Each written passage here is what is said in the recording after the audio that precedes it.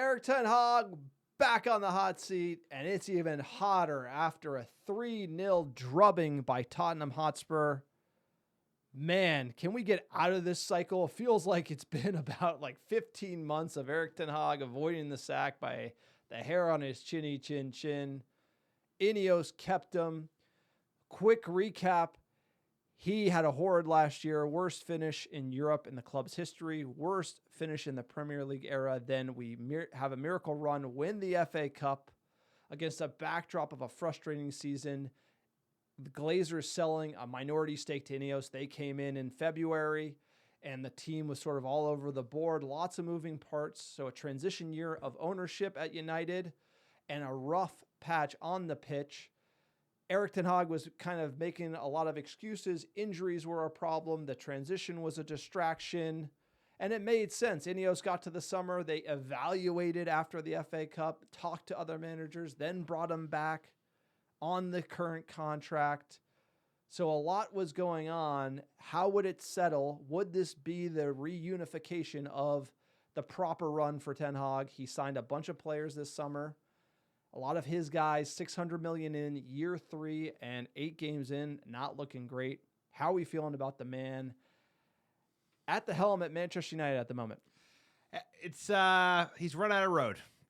Smell you later, Erik Ten Hag. I hate to say it, but United fans had very little goodwill accumulated. We got a burst of it after we won the FA Cup. Great win, great tournament, oldest cup competition in the world. That made United fans feel good. Europa League as well. We got Europa League because of the FA Cup, which is huge. Which is a huge thing because actually that's like a non-trivial check that they receive that we need because the money is so tight and financial fair play, I guess, is real for certain clubs that don't play in blue and play in Manchester on the other side of Manchester. So he's been under pressure. United fans wanted him gone the day before the FA Cup happened, and they wanted him to stay the day after. Ineos, really challenging environment. The real thing now is when do you do it? Who do you bring in next? Do you bring in Ruud, let him run the season? Or like you said, you want to avoid just kind of like a burner year and try and go get a Tuchel or convince a Nagelsmann that this is the project to join.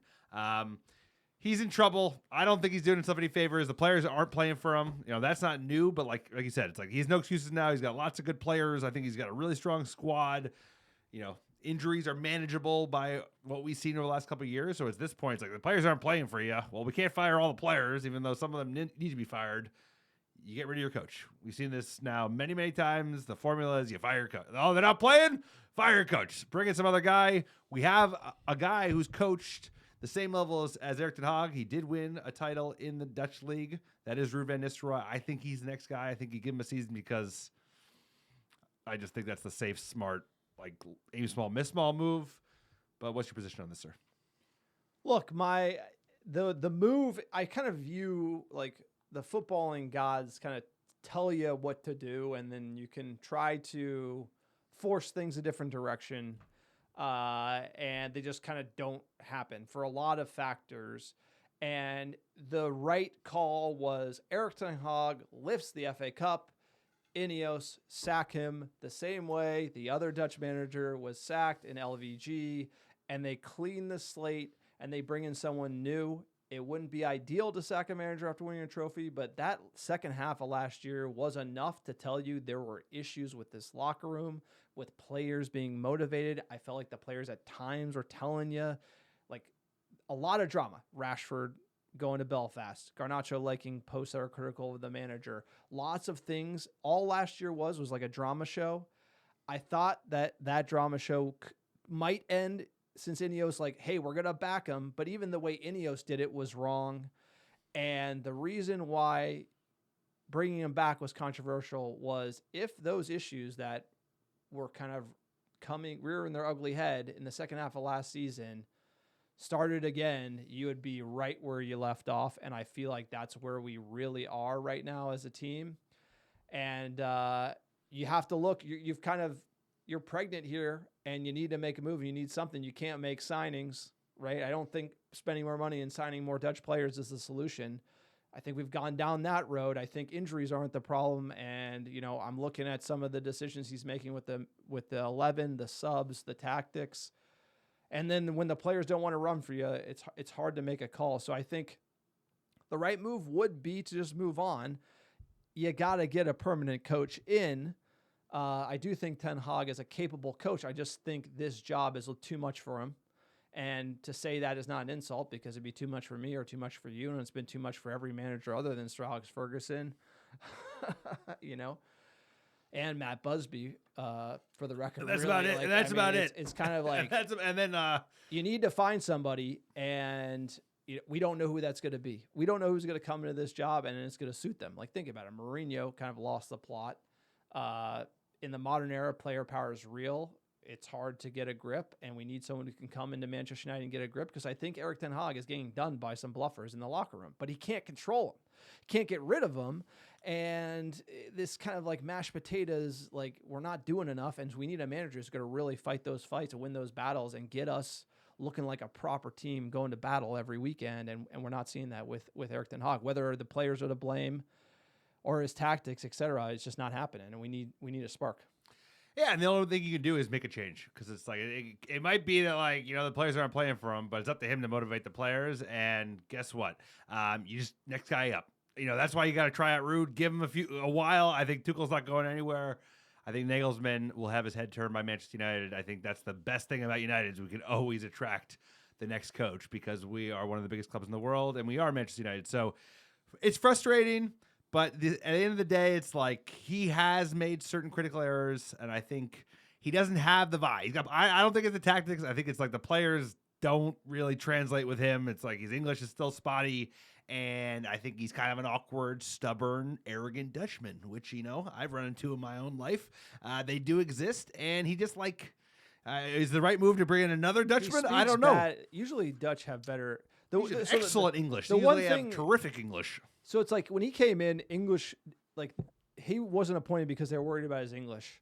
And when he came in, it's like, I would have thought he would have gotten much better. The fact he hasn't tells you a lot, because I bet you, like, the area that he's challenged is like the bulletin board material, the motivating the players, right? You can see it in this presser. Sometimes he comes off a little too forward. I don't know if it's lost in translation, but he's having a hard time managing the English press. If he's having a hard time managing the press, he's probably having a hard time managing the locker room. And so at the end of the day, I just feel like that's a weakness, and he didn't strengthen. You would like to see him come in and get better at that season after season. That's something that we haven't seen. And, like, we're kind of going in the same circle and cycle with him. But sacking him isn't the solution to our problems.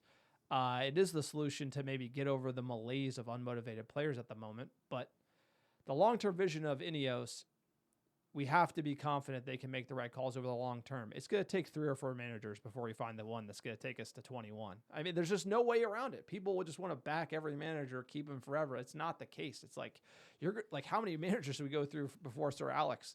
I mean, you got to go through people and then figure out who's got it and who doesn't. And right now, I think it's fair. Hey, they kept him after the FA Cup. It's worth a punt. We're right here 8 games in. All right, on to the next one. It has to be next man up mentality. Same thing with the roster. It has to be next man up. Like, Dolo starting every game forever it's not good enough. We need players. We need depth. We need new management. We need to freshen this thing up. And Ineos, I'm worried that they let's see how much crow Ineos wants to eat, because it's going to get toxic. It's going to get pretty heated up at Manchester United at the moment. I mean, it already is, right? The press, they don't give you an inch. If you're Manchester United, they hate the club. If they do, it's like you'll never go poor or go hungry if you're a pundit and you just talk shit about Manchester United. That being said, this manager is not warm and fuzzy. He's not like Ole, and Ole had the tie to the club and was likable. I don't think Erik Ten Hag is super likable. So at this point, next guy up, let's see how he does. And give it to Ruud. Ruud actually fits the bill better than Ole in some ways. Former player, okay, he didn't win the treble like Ole did, but he was a hell of a player, and he's also won shit outside of Manchester United, which Ole. But he's currently on the staff, and they're not playing well. So what? But it's a change. Try something new. No, he's not the main guy. He's not the guy motivating him. I do agree. It's a low risk move. That's all I'm saying. Is give it a go. Try it for 2 months. If it doesn't work, hey, bring in Tuchel, because guess what? He's available and he'll take the job tomorrow. But for the controversy of Manchester United, I get why the press, it's like something is amiss. Manchester United should be like a titan of European. It's like Real Madrid being this bad. If Real Madrid was this bad for a decade, people would be talking about it. They'd be on the front page, freaking out in Spain. It's like Real Madrid are never this bad.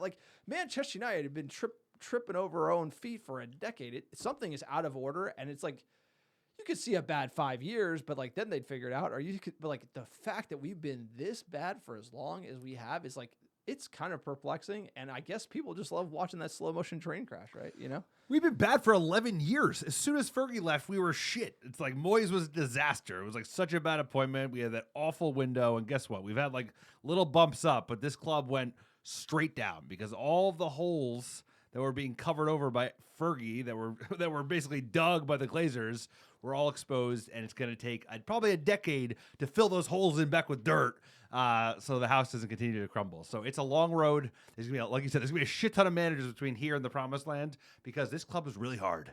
It's really hard to be a top manager in general, and it's even harder to be a top job at the biggest club in England and one of the biggest sports clubs in the entire fucking world, where everybody's got their dagger. They all wants to fail. And I have only grown to believe that more as I become a United fan now for 2 decades, which is like they do not like United. Hated, adored, never ignored, and it's true. They take in all the noise. Manchester United, biggest club in the world. We will be back. Just, you're going to have to be patient. Let us know what you think the club should be doing about Erik Ten Hag. Should we sack him? Should we keep him? Drop it in the comments below. Please subscribe to our YouTube channel. We'll be back breaking down Manchester United this season.